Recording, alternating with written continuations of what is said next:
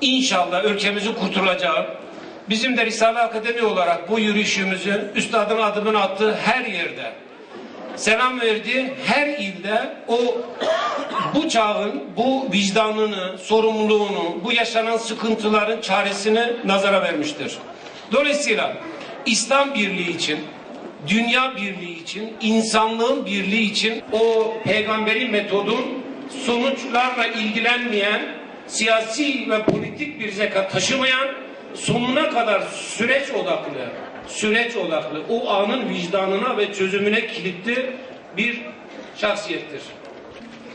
İnsanlık aleminin ikinci babası Hazreti Nuh Aleyhisselam'ın mübarek kabirlerinin yanı başında Şeyh Seyda Hazretlerinin ve Seyyid Kadri Haşimi Kıddisa Sürrü Hazretlerinin şehrinde ve onların manevi huzurunda Üstad Bediüzzaman Said Nursi Hazretlerinin Risale-i Nur Külliyatından Sözler isimli eserinde zikrettiği ve 17. sözde kendisinden alıntı yaptığı ve yine Üstad Bediüzzaman Said Nursi Hazretleri tarafından Mevlana Celaleddin Rumi, Molla Ahmed Ciziri ve Mevlana Cami, her üçünün de makamı birdir.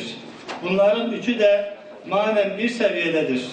Üçünün sözüyle manevi büyüklüğünü ve makamını tespit ettiği büyük şair, edebiyatçı ve mutasavvıf Molla Ahmed El-Cezer'in evi olan Kırmızı Medrese'de manevi misafirliğinde bu programı sunmanın ayrıca sevincini ve sürurunu yaşıyoruz.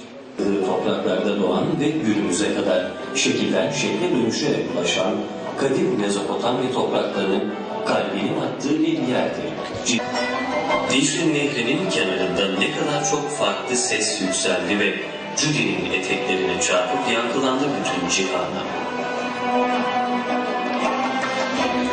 Hazreti Nuh Peygamber bu mübarek diyarları vatan edindikten sonra davetini ulaşabildiği herkese buralardan ulaştırdı. Hamid hayır selamet hatin, hüser çava hatin, hoş geldiniz, sefalar getirdiniz. Hazreti Nuh Aleyhisselam'ın şehrine, dünyada ilk kurulan malumunuz Cudi Dağı'na isabet ettikten sonra geminin Dicle kenarındaki şehir olarak Cizre'ye, Nuh'un şehrine hoş geldiniz. Seyyid Kadri Hazretleri'nin şehrine hoş geldiniz. Şeyh Seyda Hazretleri'nin şehrine hoş geldiniz. Üstad Bediüzzaman Hazretleri'nin şehrine hoş geldiniz. Şu an mekanında bulunduğumuz Şeyh Ahmet El-Cezeri şehrine hoş geldiniz.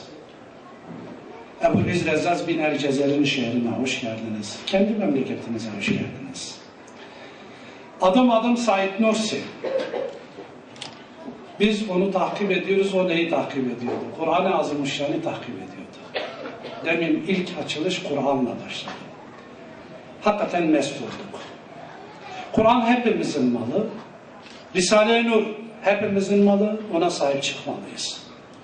Bediüzzaman Said Nursi Hazretleri diyor ki, azametli bahtsız bir kıtanın, şanlı, talihsiz bir devletin, değerli, sahipsiz bir kavmin reçetesi ittiba-i Kur'an'dır.